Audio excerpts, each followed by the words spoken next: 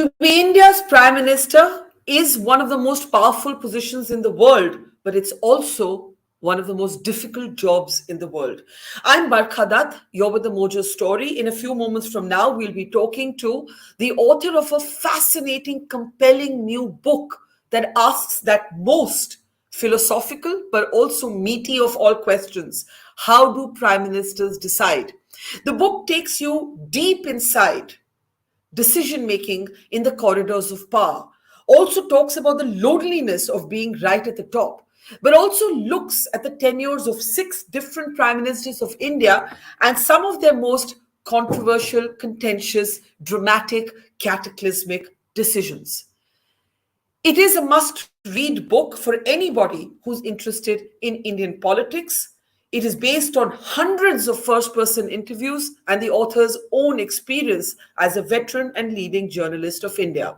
Let me welcome to the program now Neerja Chowdhury, who's, of course, a columnist, a political analyst, and somebody with decades of experience. And how that experience shows in this book is really fascinating, Neerja.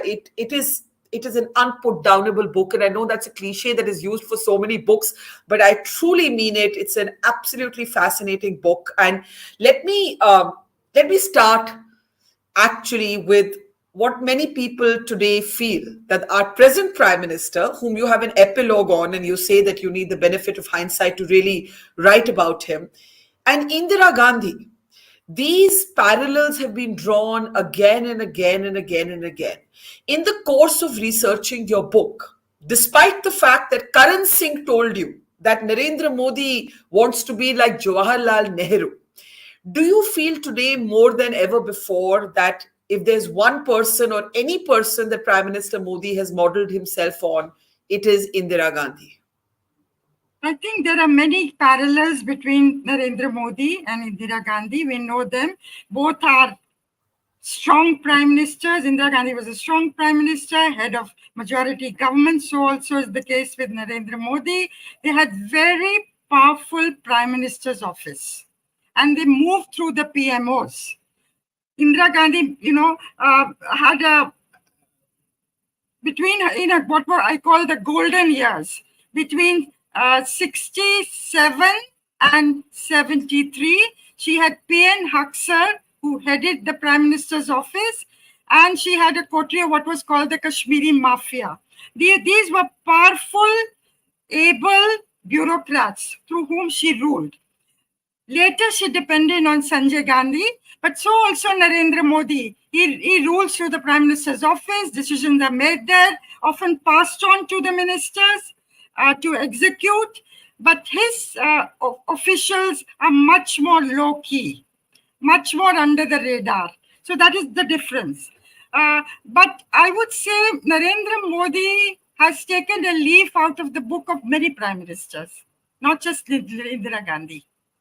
And we'll get to that, but let's talk about Indira Gandhi for a moment. And your book throws up some very interesting points of analysis. One of the things that you say is that after the emergency, Indira Gandhi, having lost the Muslim vote because of the enforced sterilization program of Sanjay Gandhi, now needed to Hinduize herself. Can you explain that?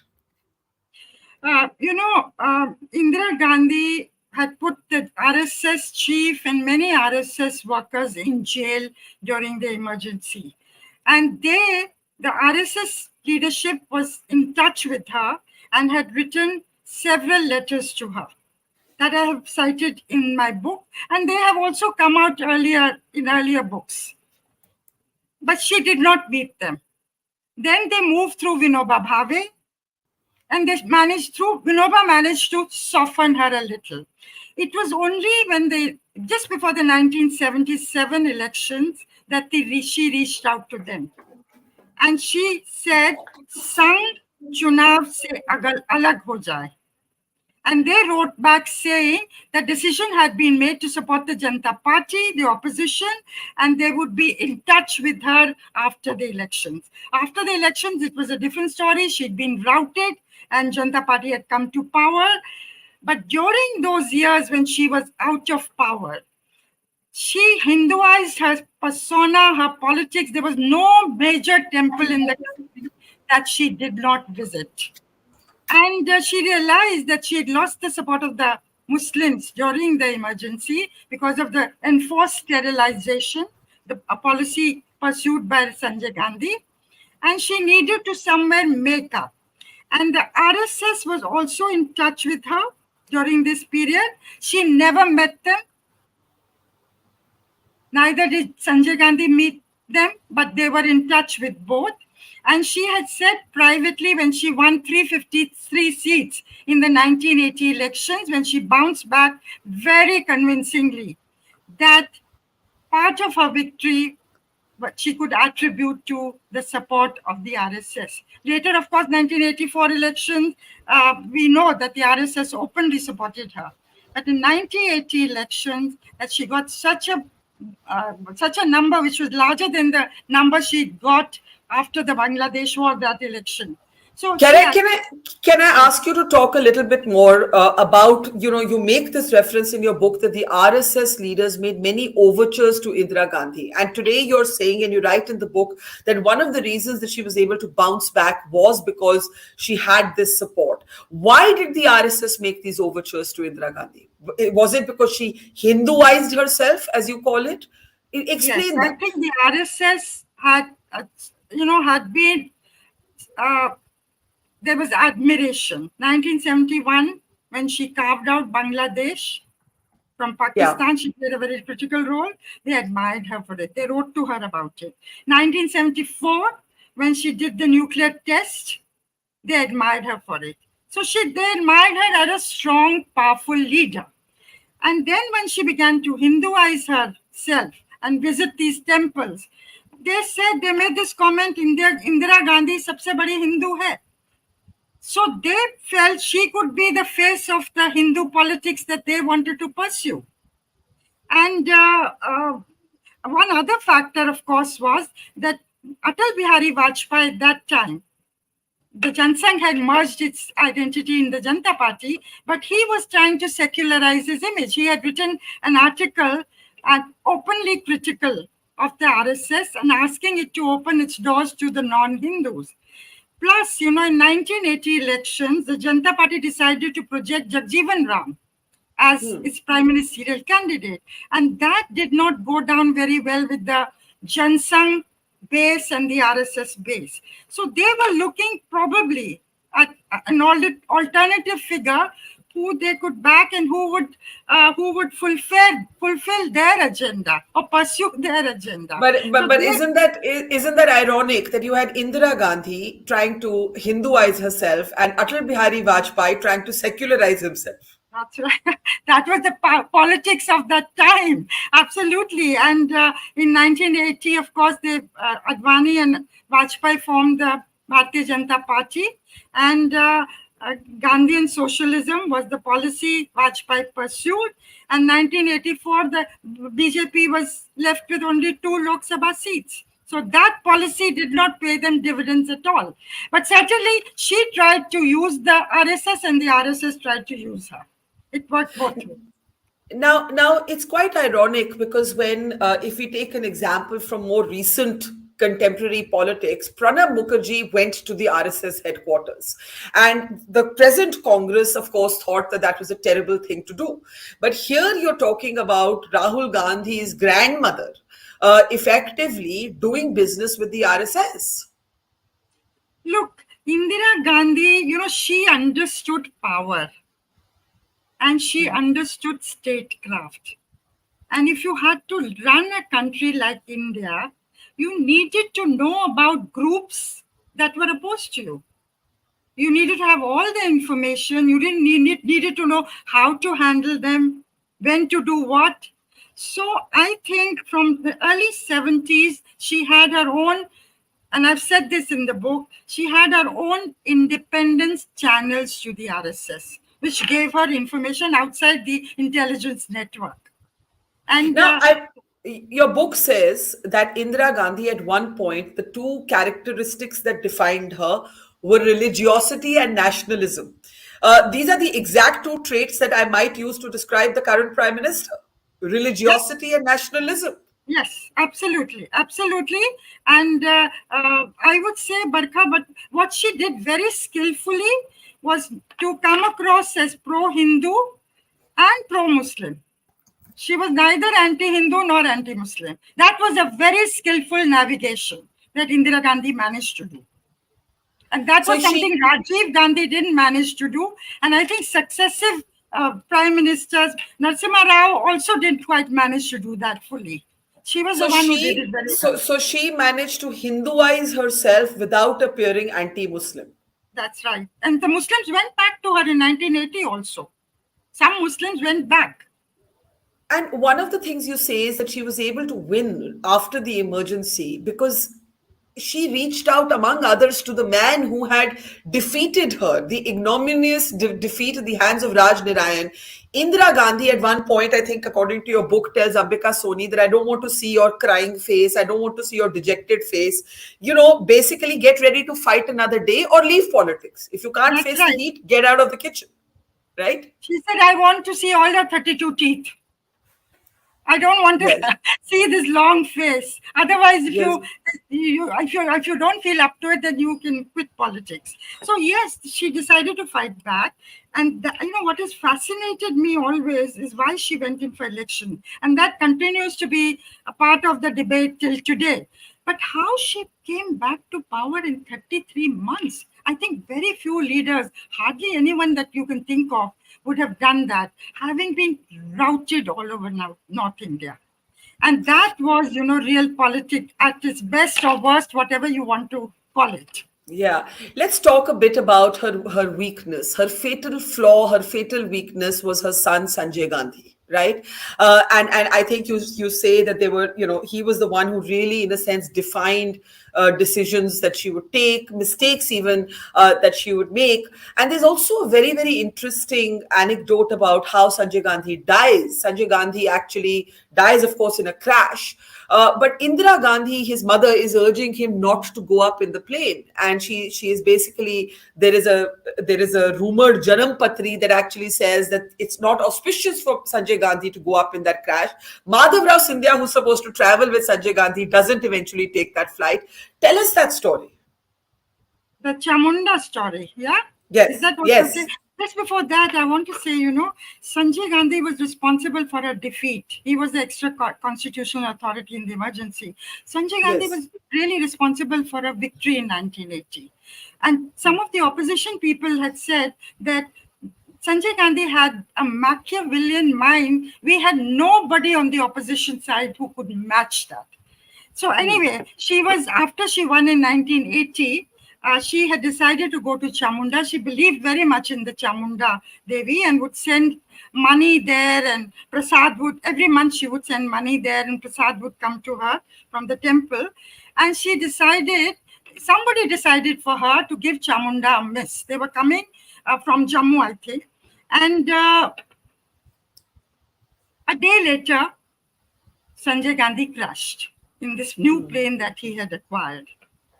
And then she asked these people who had gone and waited for her. Of course, the Himachal chief minister with his entire entourage was there, and they'd done the puja, etc., and were coming down and were told Sanjay's plane had crashed. So she asked them, was it because of this? So somewhere she internally believed that, and she was superstitious enough, obviously, Yeah. that it was because of that. Then later, 6 months later, in December of that year, 1980, she went back to Chamunda. And the way she did the mudras and the puja and the matha tekna, the pandit's hands shook.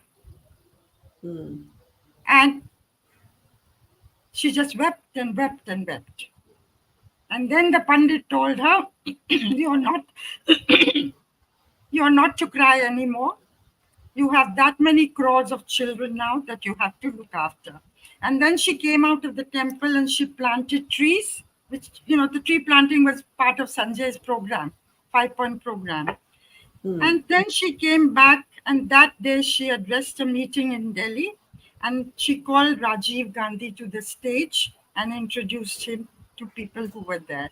And the politicos made a mental note of it. It's fascinating detail in your book. But before we come to we'll come back to Rajiv Gandhi and all the other prime ministers. Do you think, when you talk about Indira Gandhi trying to Hinduize herself, do you believe her grandson Rahul Gandhi is trying to do that today, to Hinduize himself without being anti-Muslim? Yes, I think this he is that temple hopping, but he's not being. I don't know how seriously he's being taken in that by the And, Hindus. and why is that? Why do you think that is? What is the difference? I think probably she believed in it much more than I cannot speak for him, Barkha. Yeah. Faith is a very personal thing, so you Yes. cannot speak for another person. But as far as people are concerned and how they view it, or maybe as somebody, a pandit at the Ujjain temple told me, it's very good that he's going to the temple. Maybe it's what he called bhasha ka lafra. He's not able to communicate. Bhasha ka lafda is a great phrase, where you're basically saying that connect that you need. You think his grandmother certainly had it. Now, there's a very very interesting section in your book, and I'm jumping generations here, where you talk about how Sonia Gandhi was almost going to become prime minister, but it is her son Rahul who actually stopped her. And Natwar Singh relates this story in your book. And basically, Natwar Singh recounts that Rahul Gandhi actually told his mother that I will do anything. And I think we have those quotes up if we can bring them up. I will do anything to basically stop you from becoming prime minister. I will take drastic steps if it's needed. Tell us this story. Why did Rahul Gandhi? Why was he so adamant? Because tomorrow Rahul Gandhi himself could be prime minister, but he was absolutely adamant per your book that he would take any measure, and that his sister then comments that when he says he will take any step, he means it. Talk a little bit about this. This is the time when she had been elected leader of the parliamentary party of the Congress. And she'd had this dinner of other party leaders that decided to form UPA. And soon after that, this meeting took place in Janpat. And Natwar Singh says that he was looking for Dr. Manmohan Singh, so went to Janpat. And because he had easy access, he was taken into the room. Dr. Manmohan Singh was there. Sonia Gandhi was sitting in a chair. Priyanka was there. Suman Dubey arrived soon after with family friend. And then Rahul walked in.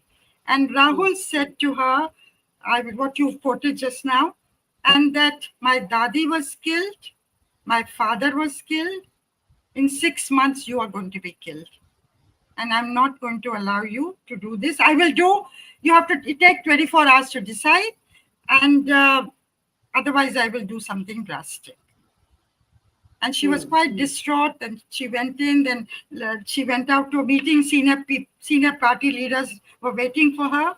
And I think by the time this meeting took place, she had made up her mind that she was not going to take up prime ministership. And she had told them that her suggestion was that it would be Manmohan Singh. But suppose there's another section, and then I'll club both of those together and ask you my question. She also seeks counsel and the blessings of Vajpayee. That's something your book talks about. And Vajpayee tells her, former Prime Minister Vajpayee tells her, I would advise you not to become Prime Minister. You have all my blessings. Mera Ashirwad aapke saath hai. You have my Ashirwad in abundance. But don't take the prize. Don't take it because you will be dividing the country. You might even divide the bureaucracy. Tell us a little bit about this conversation. I found it fascinating that today this kind of cross-party dialogue would never happen. This conversation that takes place between Sonia and Vajpayee. Please tell us more about this. Yeah, this is after she was elected leader of the Congress Parliamentary Party, that both of them spoke.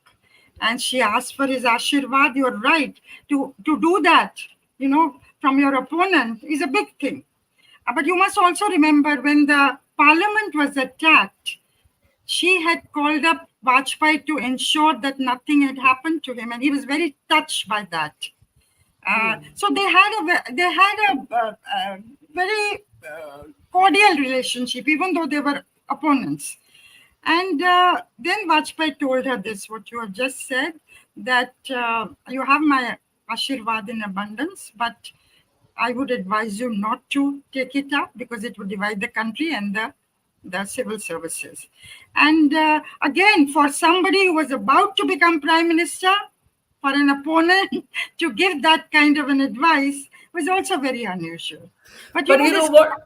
But what flows from both of these stories, Neerja, is that Sonia Gandhi was ready to be prime minister. Now, we all remember that very dramatic abdication, all the Congress leaders begging her, no, ma'am, please, we need you, we want you. And she said, no. I think she said, my inner voice will not allow it. I'm paraphrasing here. But your book reveals that perhaps it was in the end her son's adamant refusal and his threat that he would take any drastic step needed to stop his mother that probably proved to be the decisive factor. And short of Rahul Gandhi's opposition, perhaps Sonia Gandhi would have opted or had reconciled herself or even maybe wanted to be prime minister. I think my own assessment, talking to many people, is that she was set to become prime minister. And even before the election results, the other books have documented this. Ahmed Patel had reached out to VP Singh and others to, test the waters for her to become prime minister and seek their help. That apart, I think her son, somewhere the mother in her overpowered the politician in her. And had Rahul not done what he did, she might not have been party president for 20 years after that. And Yeah. accepted in the party and accepted in the country. Today, she's the tallest leader in the Congress party. And it is because of that one sacrifice that the country saw that she gave up prime ministership. Few have done that. That made her so acceptable in the country. Otherwise, the BJP was attacking her for her foreign origins all the But time. left to herself, you say that it's your understanding that she was set to become prime minister. Uh, Yes. so therefore, a lot of people would now question that abdication story. Yes, I mean abdication because of sacrifice and all that. Look, she's a politician. She was all set to become. The mandate was for her. The UP had wanted her. In fact, VP Singh and Somnath Chatterjee told me at that time. I remember this conversation, reinforcing what is in the book, saying that we wanted her. Everybody had agreed. What do we do if our children don't want it? Both VP Singh and Somnath Chatterjee. This is a personal conversation with them. Yeah, interesting. Now you talk about VP Singh, and for a moment, I know I'm crisscrossing generations here, but VP Singh's tenure actually changed politics. And what really stands out from your book is that it isn't the BJP and the rise of Modi that has inflicted as much damage on the Congress and its politics as VP Singh. VP Singh's gathering and galvanizing of left, right, and center, as you call it. VP Singh sort of weaponizing the Mandal Commission report. Talk a little bit about how VP Singh changed not just the course of India, but the fate of the Congress party. Look, many Congress leaders have left the Congress party, right from Ramakrishna Hegde to Chandrasekhar. Chandrasekhar is slightly in a category apart, but Mamata Banerjee, Sharad Pawar, Jagan Reddy, many have left. And they went on to become chief ministers of their states at the head of regional parties. VP Singh was the only one who broke away from the Congress and created a national alternative to the Congress and replaced Rajiv Gandhi, who at that time had 414 seats, Yeah. unprecedented number of seats, as the Prime Minister of India, all within just over 2 years. So, and what another thing that he did, as the weakening of the Congress never got a majority after that. Narasimha Rao came with a minority, he broke other parties and got a majority. And the Nehru Gandhi family never ruled India after that. The other thing, of course, he did, which he was very proud of and would speak of, was that he brought regional parties into national government and gave them a stake in the nation, not just a state party. DMK had not won any seats, but DMK was part of his government. So he used to talk of this very often. But this debate, it carries on even today. Like the BJP's OBC leaders in particular like to say कि Mandir bhi or Mandal bhi, they are not at odds with each other. But and this has been long a debate that has raged in Indian politics and an understanding of Indian politics. कि Mandal Kamandal, the Mandal Kamandal sort of narrative that the BJP has now fully embraced. Can any party not embrace it now? It is almost every party's narrative, and VP Singh in a way singularly brought that as an element into Indian politics. That's right. VP Singh he brought in Mandal, OBC empowerment, which has been irreversible. Every party has had to take it a step further, not only accept it. And therefore, can you imagine today, had Mandal not been enacted and accepted, maybe BJP would have been a Baniya Brahmin party, not the party it is. With Prime Minister Modi now talking about the most backward, he's talking about Pasmanda Muslim, they're all talking of Mahadalits and Dalits. So power is devolving. Yeah, And that is it's the way very. it is. That is the way it Yeah. should be in a democracy. The communities that have been on the peripheries now want their share in the power structure, not tokenism.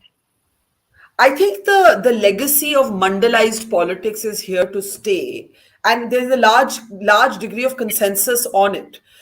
What there isn't consensus on is Hindutva vis-a-vis secularism, and you titled the Rajiv Gandhi chapter very interestingly as the secular prime minister who effectively could not be secular.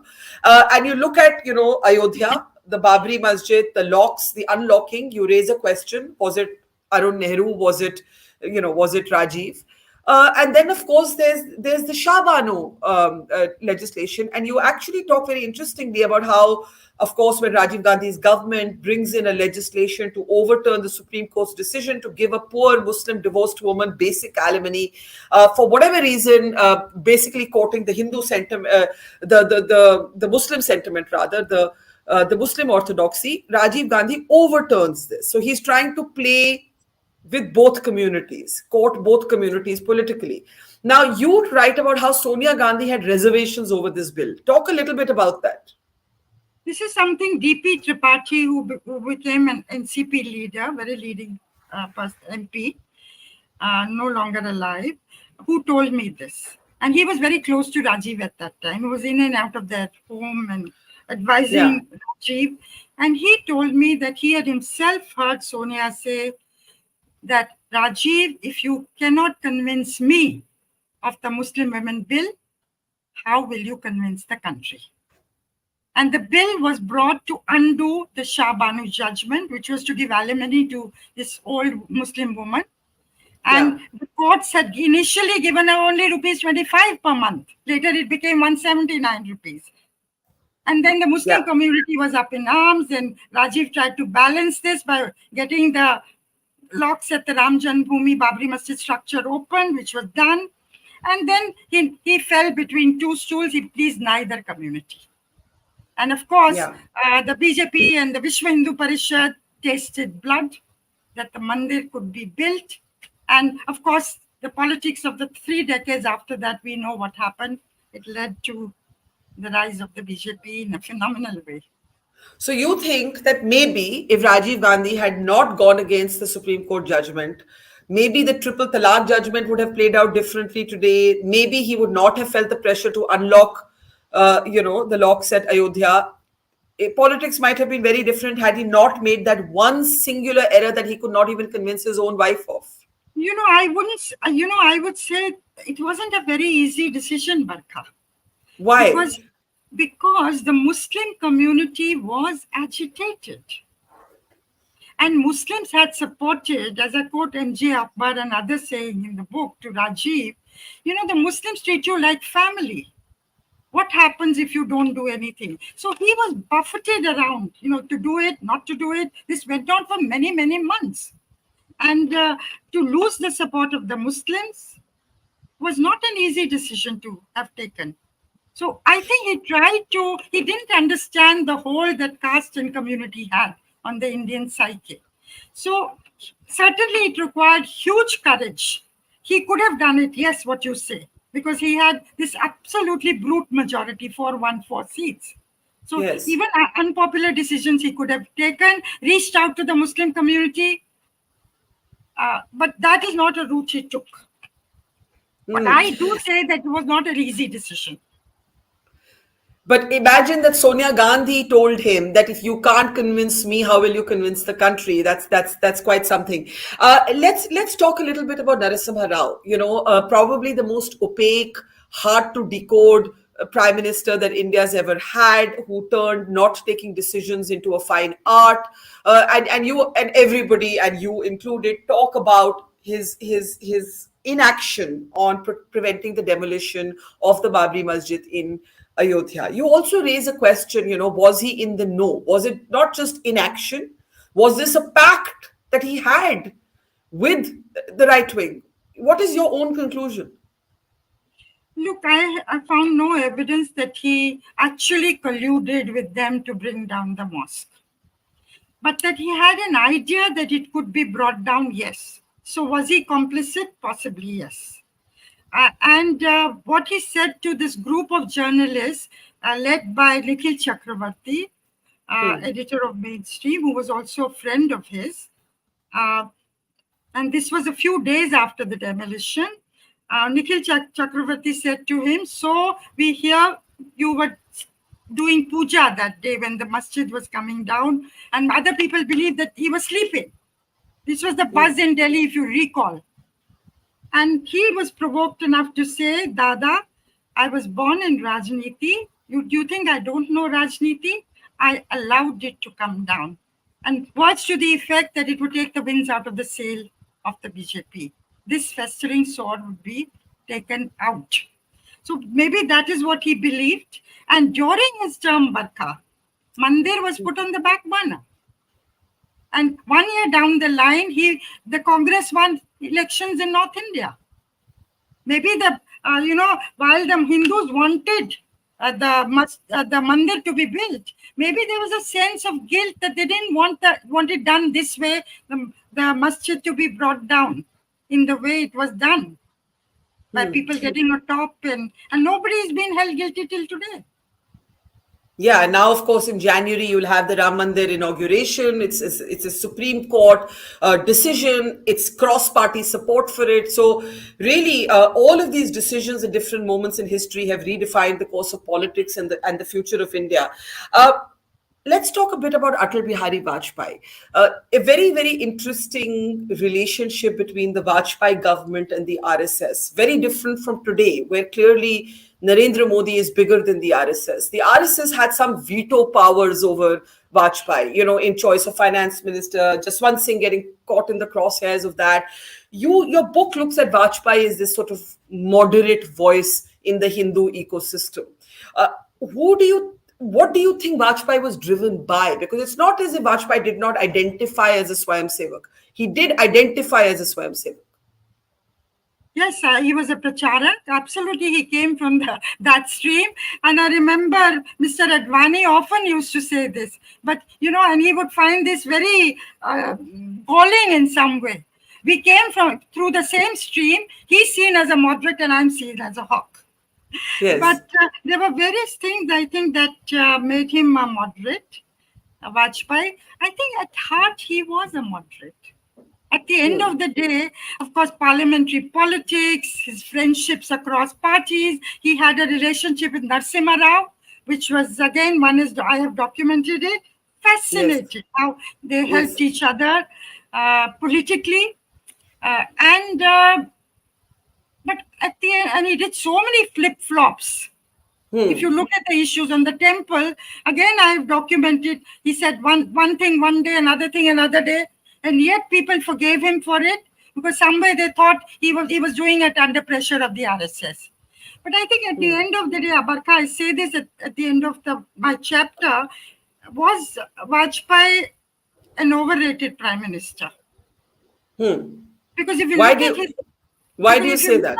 if you look at his tenure as prime minister, apart from going in for the nuclear test, there is nothing major that he can be, term can be Well, seen. he attempts very serious institutional peace with Pakistan, not once but But it twice. didn't work. He creates a humanistic philosophy for Kashmir. I Yes. mean, in fact, I would say Vajpayee and Modi are as different as can be. You can still find a lot of parallels between Indira Gandhi and Prime Minister Modi. I think you can't find any parallels between Atal Bihari Vajpayee and Prime Minister Modi. Yes, he didn't want to be really, he didn't think that the nuclear test was his achievement. That was what was readied by Narasimha Rao. One Kashmir, he really wanted a breakthrough. He himself said that. But what I was going to say is, it is not what Vajpayee did, it was what Vajpayee was.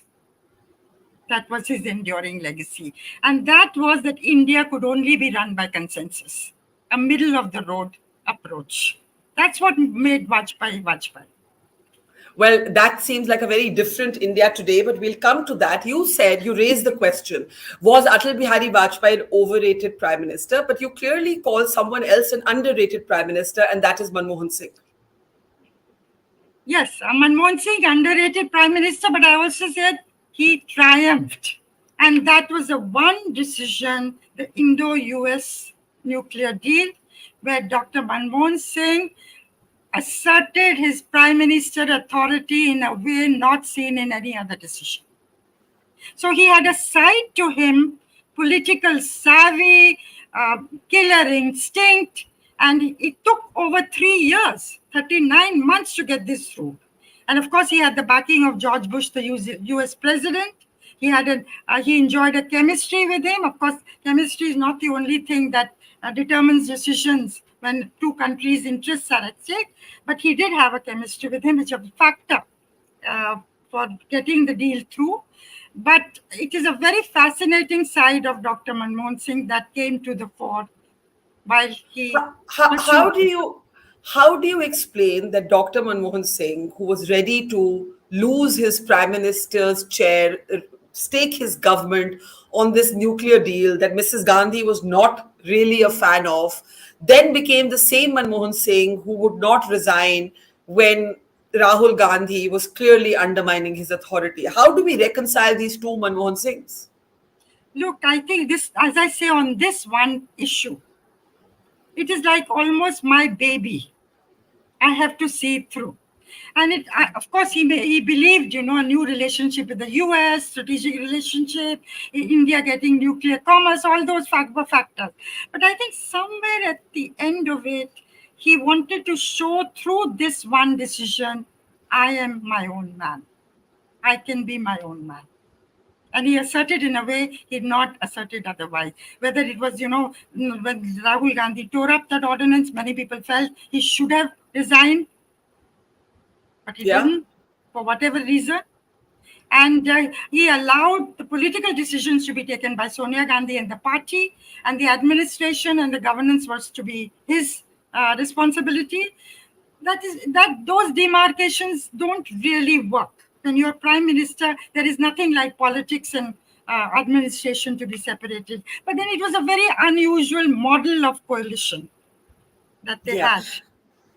Before I look at the present day politics, I want to go back to Indira Gandhi, the emergency, the beginning, as it were, of a I was going to say strongman politics, but she was the only woman prime minister we've ever had, and so strong woman, type A personality politics, a personification of power politics. How do you think, or why do you think she recovered from the emergency? And one of the nuggets in your book is actually R.K. Dhawan, considered the ultimate family loyalist, almost turned a prover. And I think this story hasn't come out yet. So let's talk a little bit before we move and shift gears to present day politics about Mrs. Gandhi, R.K. Dhawan, and how she rebounds from the emergency. R.K. Dhawan was a personal aide, we know that. Very Yeah. powerful. I remember when his father died, thousands and thousands of people had come. I'd gone there to see him. And, the who's who of India had come. So he was so powerful. But after the emergency, when the Shah Commission was set up to probe the excesses of the emergency, and cases were lodged against Dhawan, allegations were made and inquiry was going on, Indira Gandhi, Sanjay Gandhi, Dhawan, Dhawan considered turning approver, and Sitaram Kesri called up Krishan Kant, who had by then joined the Janata Party, and said, Dhawan will come and see you. So Dhawan went across and saw Krishan Kant. This is a story from the Kant family that I'm telling you. And he talked about wanting to meet the Janata leaders, and Krishan Kant advised him.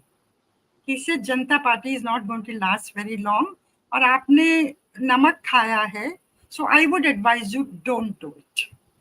Very interesting. I mean, who would have thought that the ultimate family loyalist almost turned approval? So he did not. The matter never was raised again, but he certainly considered doing it very seriously. One last question about Indira Gandhi that is in your book, one story, is that after she gets routed in the elections, before she bounces back, she's having a conversation with the owners of Mohan Meekan, the manufacturers of Old Monk, that she wants to leave. She thinks she and the family should leave the country because she thinks the Janata Party government will come after her. And actually, they then give her a message saying, no, you don't have to leave India. We will not come after you. So she was actually considering either retiring to the mountains or saying, okay, let's find out. Maybe we should go outside India.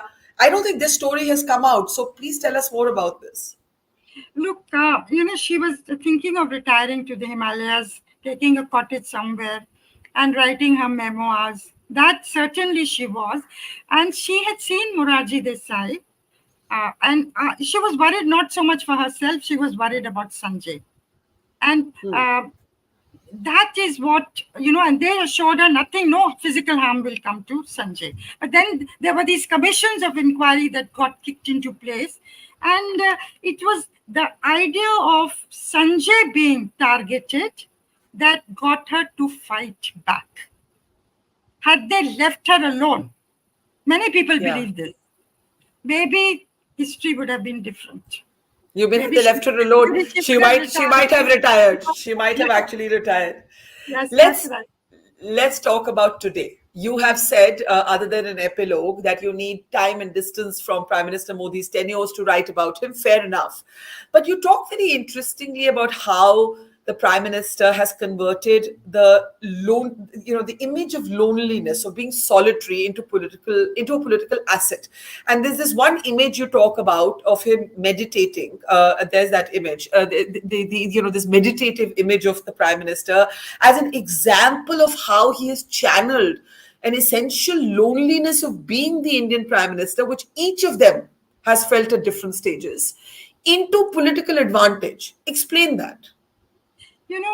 Every prime minister several prime ministers talk to me about loneliness. And there's a question I ask them, that it is very lonely at the top. The buck stops with you. Ultimately, you take decisions that are going to affect millions of people. But Narendra Modi is one who turned it into an asset. It's an image of main hoon na. Rely on me. And when it's always struck me when he comes down the plane, Air India One, you'll find nobody behind him. Normally you have officials or other ministers coming down, always alone. In front of Sardar Patel's statue, alone. In a train in Japan, alone. In the Kedarnath cave, alone. So he wants to reinforce this. I'm alone there, but I'm there for you. Optics is very important for Narendra Modi. He's been a master at political marketing. Of course, he's used technology, new media, free data, all that very skillfully. But this thing, stands out. Nehru used the loneliness, to write his autobiography, the many, many books that he wrote in jail. But Narendra Modi has used it very differently. You have said, I think, to the Indian Express that Modi is a phenomena of a changing India that we don't fully understand. That Modi as a phenomena is difficult right now to explain, even for the most erudite, experienced political observers. I sometimes feel that Barkha, of course, he stands for the Hindutva. He stands for nationalism, national pride. He stands for social welfareism. He's of a kind not seen before for a long time. Of course, the UPA also did it, but they have taken it to next step. He stands for OBC empowerment, OBC Prime Minister. He stands for, the communities out there, the lower, so-called the lower down communities, coming through the ranks and making it to the top position, what I call the subalternization of India. He has, but he also stands for, I think somewhere he recognizes the aspirational India.